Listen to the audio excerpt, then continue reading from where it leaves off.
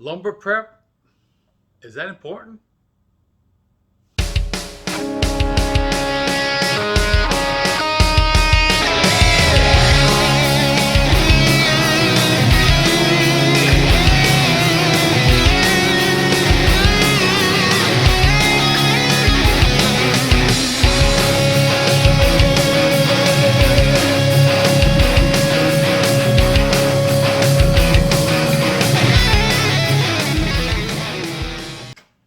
Hey, this is Paul from Les Bronx Guitars and welcome to my shop. And yes, lumber prep is important. In this shop, I keep this building here at a specific temperature and specific relative humidity. And that's around 70 to 72 degrees and about 45% relative humidity. And that's year round. So I heat the place in the winter. I have like oil heaters that I use in here, and they work great. I can control them. I can keep the temperature where I need it, and I humidify the shop at the same time, using a humidifier in the wintertime. In the summertime, I use an air conditioner, and an air conditioner dehumidifies, but it doesn't dehumidify enough. So I use a dehumidifier. Okay, so I run that in the summertime. In between seasons, you got to kind of play with it and kind of watch it and everything. I live here in North Carolina, so we have pretty warm summers, and then it goes right to winter. So it's not that hard, and it goes from winter right to summer basically. So it's not that hard to adjust between. So I keep the relative humidity and the temperature the same all year round in this shop. And I control it, I monitor it. I've got a meter on the wall that monitors it for me.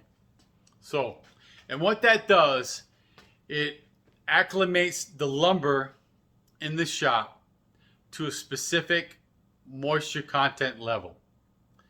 And depending on the species, it's anywhere from 5 to 7% moisture content in my lumber. And that's what I need to build guitars. So on the rack behind me, you can see right here, I've got a bunch of lumber that's been sitting here for about a year, maybe a year and a half. Maybe some of the stuff's been in here 2 or more. But specifically, some of this lumber I'm talking about is the fingerboard material. So let me move some stuff around here real quick. I've got some Murado, I think they call it. It's Power Furrow, and it's got a really nice. This stuff is really good. It's got a real nice figure to it in the grain, and everything is quarter sawn, vertically grained. Same thing with this. This is Chechen or black poison wood, and it's quarter sawn or red sawn. Same thing, very stable. I've got some ebony, some black ebony, and I've got a few more pieces of rosewood down here. I think I got 3 of them, and I'm starting to run out of the rosewood. So I've got these 2 blocks here of rosewood. I got a dark one and a light colored one. And I need to prep these next because I'm starting to run out. I want to do it now before I do run out. So I want to cut them up and into fingerboard lengths. These are all fingerboards, and let it acclimate to the environment again. I'm going to sticker them, so I'm going to put a little piece of wood under them and stack them so air can flow around them. Because even though they've been acclimated to the shop for a year and a half or 2, once you cut them, any lumber, it's going to have a tendency to twist or bow or bend or whatever. So you want to allow it to do that. And what I do is, actually I cut them a little thicker than what I need them. I usually go to a 5/16 of an inch on a fingerboard, and I dimension it down to that. I fret slot it, and then I end up taking a little bit more off. It gets down to a 1/4 inch. But these are like 7/16 of an inch because I want to give it room to move. And this is all about wood prepping. It's not just acclimating the lumber, but allowing the lumber to do its thing. Let it move whatever way it's going to do, whatever way it's going to move. Once it stops moving, then you decide how it moves. Okay? So, I'm going to take some of this lumber right here, and I'm going to square it up on two sides, and I'm going to cut it on my bandsaw, and I should get about 7 pieces out of this block right here. And we're all going to be in a quarter sawn cut, or vertical grain. And if you look at this, this one's really hard to tell. I'm gonna I think this is quarter sawn this way. I'm gonna have to really examine this piece, but this one I can really see the difference. You can see the flat sawnness to it. It's hard with this view because this is rough sawn right now, but that would be the quarter sawn if the grains run like this. Okay, so I'm gonna cut all the pieces this way. Okay, try to get about 7 pieces out of it. Once they're cut, I'm gonna sticker them and let them acclimate to the shop for a few weeks.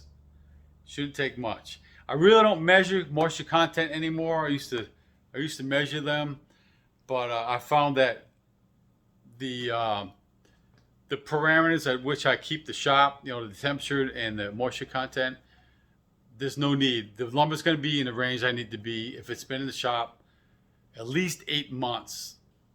It's all very well acclimated. So what I'm going to do, like I said, I'm going to take these 2 boards and I'm going to show you how I prep them to be fingerboards. Okay, well here we are at the joiner. Now I trimmed a little bit off the edge right here to really see what the grain orientation is on this. And if you cut it this way, you'd have more of a, if you look at it that way, more of a flat grain. It's still kind of rift sawn in the way. If you do it this way, it's definitely rift sawn. As you get down to the bottom, it's really good that way. This way, it's rift sawn, but towards the bottom it gets a little more flat sawn.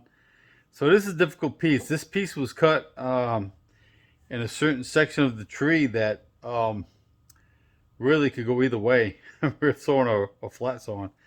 But I'm finding that, I don't know, that looks pretty good. That's some nice rift sawn.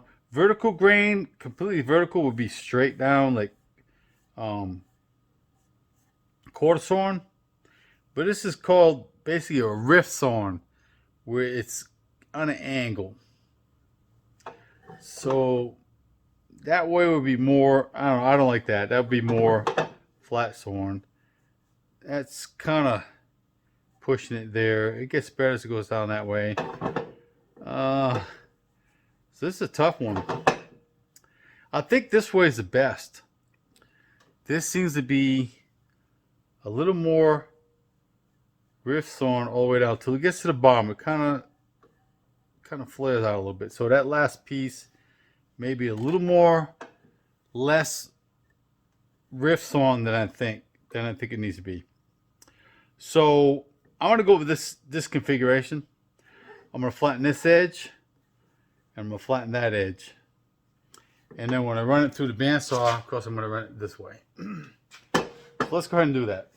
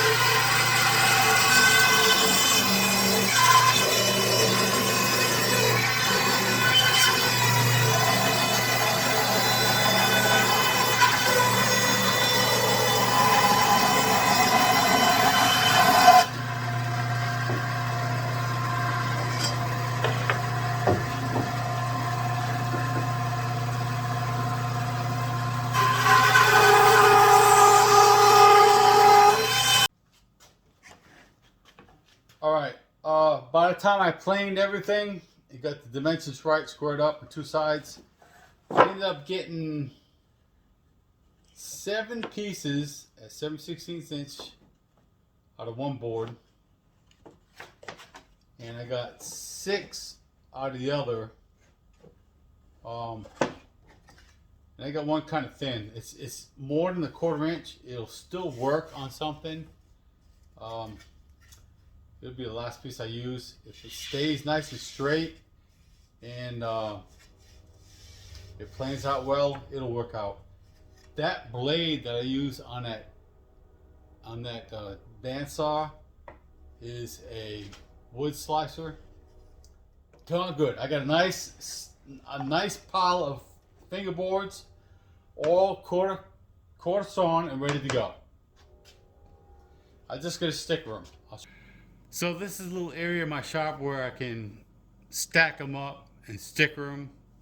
And that's what I'm talking about. The stickers are the pieces of lumber between each board. I got 2 sets of lumber. It'll sit here for a few weeks, maybe a month, and it'll sit up nicely. It'll be nice and straight. And then, of course, like I said, there's a little bit of material left over where I can plane it and get it down to my final dimensions. Alright, so that was a quick video on how to prep lumber in your shop, how to dimension it, and in this case it was just some thin lumber that's used for fingerboards. And this piece here is one of the samples that I cut. It's 7/16 of an inch. Excuse me. It's a little over what I normally use, but what it's going to do is, as it's acclimated, as it's stickered in the shop, as I showed you earlier, it may twist, bend, or it's just moving any other way. It gives me a little extra room so that I can get it down to the dimensions I need to start building this. Okay, start using it as a fingerboard. All right, so this is just the way I do things here. If you liked this video, go ahead and hit that like button. If you have any questions or you want to leave some comments, leave them in the comment section. And if you're new to this channel, go ahead and hit that like button, because I got more stuff like this coming up. I got more tooling, I got more build stuff coming up. So you want to keep up to date on what's going on. So with that said, just remember, custom is what it's all about, and I'll see you next time.